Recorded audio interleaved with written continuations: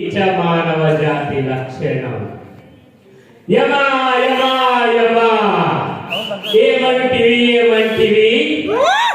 మానవ జాతి నీచమా ఎంత మాట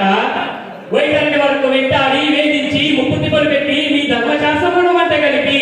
పతి ప్రాణములను దక్కించుకున్న నారీ మణి సావిత్రిది ఏ జాతి మా మానవ జాతి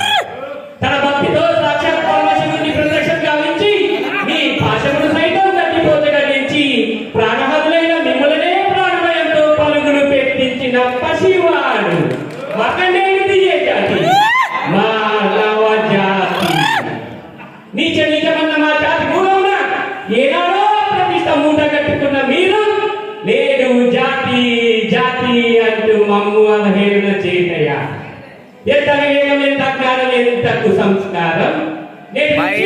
దేవుడు నన్ను అనుభవం నటించబావని కూగడి నేలతో సైతం పెపిలించి వేసేదా ముగ్గురు మంది ముగ్గురు దేవతలు అసతి ప్రాకులు మనుషులని చెప్పుతాం సైతం దేవుని హర్షించే పరమగా సింహాసనం అది స్థుతించేదా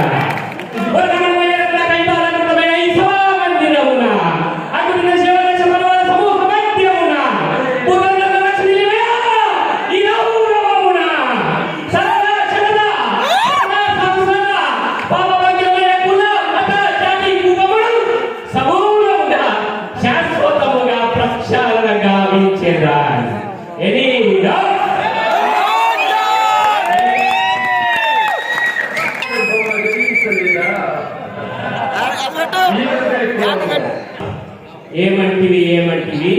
జాతి నిబంధన ఈ సూత పీజు లేదు అర్హత లేదందువా ఎంత మాట ఇది క్షాత్ర పరీక్షలే కానీ క్షత్రియ పరీక్ష కాకూడదు ఇది కుల పరీక్షయే అందువా నీ తల్లి భరద్వాజుని జననం పెట్టింది అది జుగుప్సాకరమైన నీ సంభవం పెట్టింది మట్టి కుండలలో పుట్టింది కదా నీది ఏ కులము ఇంత ఏలా అశ్వపితామహుడు కురుమల ఉండుడైన ఈ శాతనవుడు శివసముద్రంలో భార్యకు గంగా గర్భంలో జనించలేదా ఈయనది ఏ కులము వశిష్ఠుడు దేవవేశ పూర్వశిపుత్రుడు కాడా అతను పశ్చిమ జాతి కలిగిన అరుంధతి అయిన శక్తిని ఆ శక్తి చండాలైన పరాశరుని ఆ పరాశరుడు పల్లెపతి అయిన మత్స్యగంధ్యుడు మా తాత వ్యాసుని ఆ వ్యాసుడు విధవరాలైన మా పితామహి అగ్నితో మా తండ్రిని పినపితామహి అమ్మాలితో మన పితల్ని భానురాజుడు మా ఇంటి దాసి ఏట ధర్మ నిర్మాణజనుడని మీ చేతి కీర్తించబడుతున్నా ఈ విగ్రహదేవుణ్ణి కనలేదా సందర్భాంశం బట్టి చేత మీద ప్రాధాన్యతతో సంకలమైన మా గురువంశము ఏనాడో కులహీనమైనది కాగా నేను కులము అని వ్యక్తవాదము